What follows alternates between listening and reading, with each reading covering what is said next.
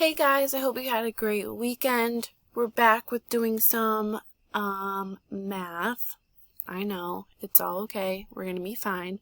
So we've done targets A and B for KC9 so far with our e-learning. You guys have been doing great.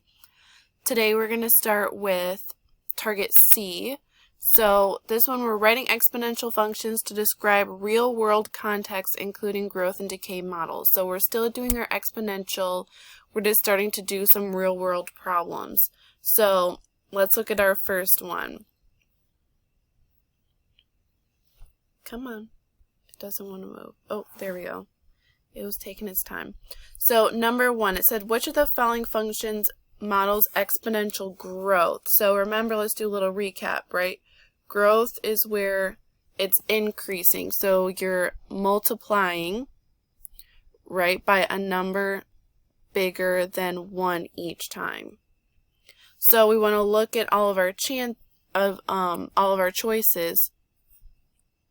Okay, we might need to zoom in a little bit to write neater.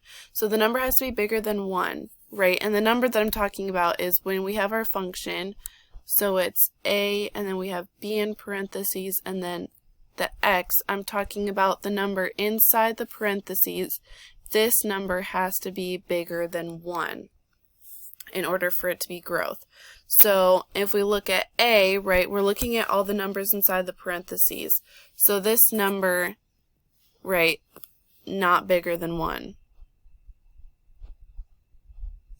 So that one's out, right? Let's look at B. So we're looking at the number inside the parentheses. 0.61. That number is not bigger than 1. So this isn't the number, the one that we want. Let's cross it out. Right, we're looking at the one inside, so 4/7, right? In order for it to be bigger than 1, it would have to be 7 or bigger, right? It would have to be either 7/7 or anything bigger, like 8/7, 9/7, 10/7, all that kind of stuff. So this is still a fraction that is not bigger than 1, so we want to cross that one off. Then we look at this one, 1.29. So this one, right, this is bigger than 1, right? 1.29 is bigger than 1, so that tells us which one we want for growth. Right, for decay, this is when, right, our graph is coming down, so that in our function, f of x equals a, then we have b in parentheses to the x. With this one, we want the number to be less than 1, but still positive.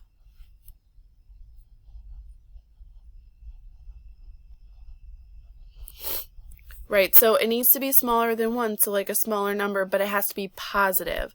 So let's look at E. So we're looking at the number inside the parentheses. This is not, right, because 3/2, right, that is the same thing as 1.5, right? So that's not less than 1. Then we look at this one, so we have negative 0.58, not the one we want because it can't be negative.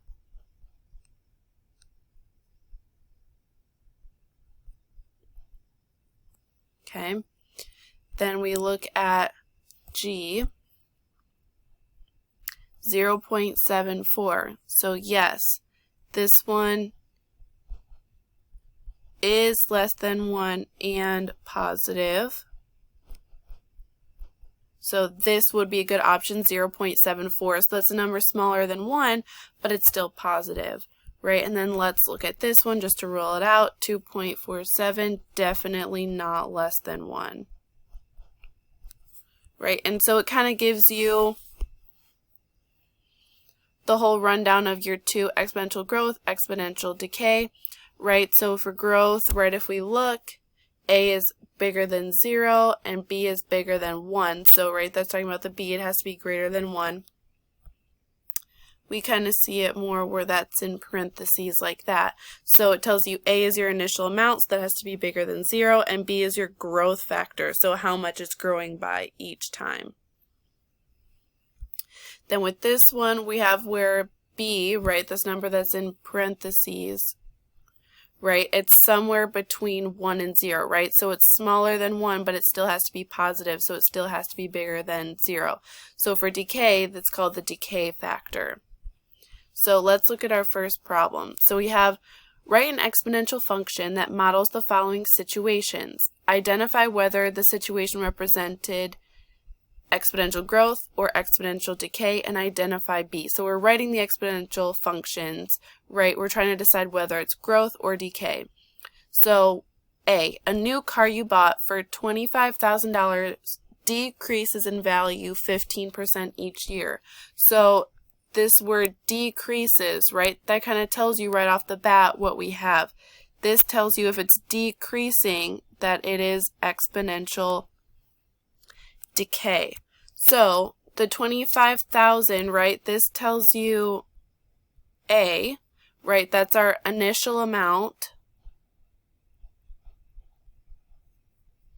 And then decreasing 15% each year tells you your B. So since it is decreasing, it started at 100%, but it is decreasing, right? Decreasing 15% each year. So that puts you at 85%.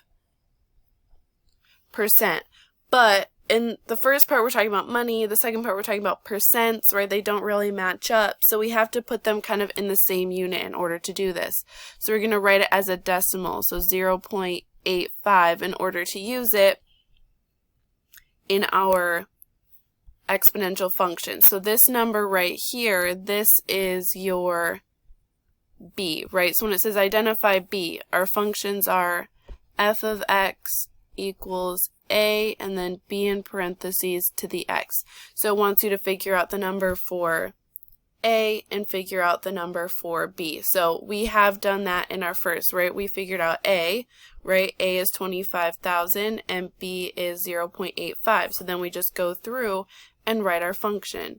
So f of x equals, the initial amount was 25,000, and then it is decreasing 15%. So we're taking 85% each time, right? Because it's going down 15% each year. We're not using just 0.15. It's not 15%. It's going down 15%. So we take away 15% from 100%. So our next one is, a baseball card you bought for $5,000 increases in value 5% each year, right? So now we've got increases. So this tells you you're going to need, right, exponential growth. Okay, so this 5,000, that's very easy. That's your A, your initial amount. But then we have to find B. So we use this 5,000, not 5,000, 5% each year to calculate that. So everything starts at 100%, right? It just depends on whether you're going up a certain percent or down a certain percent. So this time we're increasing, so we're going up, right? We're going up a certain percent each time. So we're going to add 5% onto this, which puts us at 105%. But we have to write this as a decimal because we can't have percents and money within the same equation. So 1.05, right? You take where it is and just move it 2 decimal places over, so 1.05. So now we use this to write our function. So our function is going to be f of x equals, it started at 5,000, and then we're doing 1.05 because it's increasing 5% each year. Okay. Next one, a population of ants that starts at 30 increases by 50% each year. So increases, so again, we're going to be doing a growth problem, right, because it's going up. That 30, that's your initial amount, so that's your A. And then we're increasing 50% each year, so this is going to help us with our growth factor. So this is going to help us find B. So we always start at 100% and we are going up, so we're adding, so increases by 50% each year, which puts us at 150%. Can't use it as a percent, gotta be a decimal, so 1.50, which is gonna be our b, and now we write our function. So f of x equals 30, and then 1.50 to the x. All right, last one. Your heart rate reaches 140 beats per minute and then decreases by 40% each minute. So decreases, that tells you we're going to do decay this time because it's going down. That 140 beats per minute, that's your A, that's what you start at, right? Your heart rate reaches that and then decreases. But then this tells us what our decay factor is going to be because we're going down each time.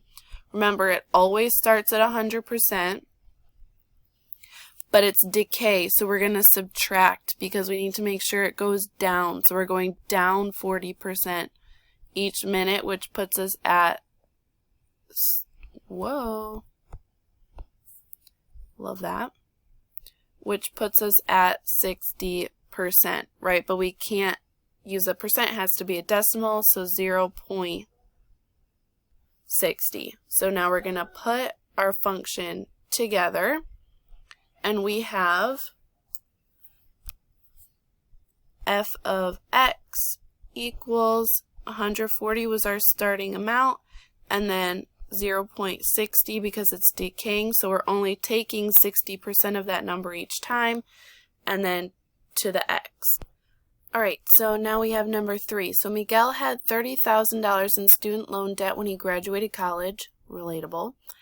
The balance of his loan increases 2% each month due to interest. So that's kind of how the government makes money off of your loans, is they charge you interest. So they lent you $30,000, but they're going to kind of increase the amount by 2% each month so that they continue to make money off of you.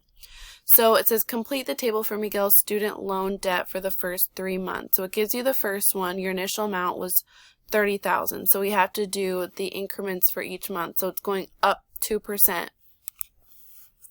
So we're gonna do 2% increase. So we had 30,000 before, and now we're increasing it 2%. So it's 1.02.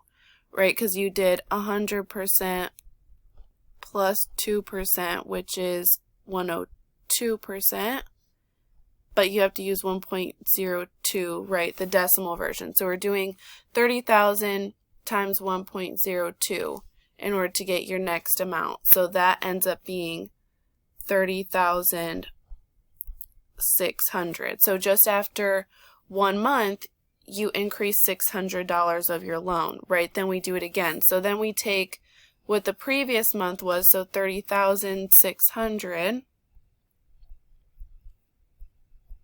and we're increasing it 2% again. So we're multiplying it by the 1.02. So this gets you 31,212. We'll include cents on there, I guess.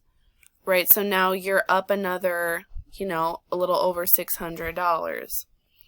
Then to get the next one, we take that 31,212, multiply it by the 1.02 again, and that gets you 31,836.20.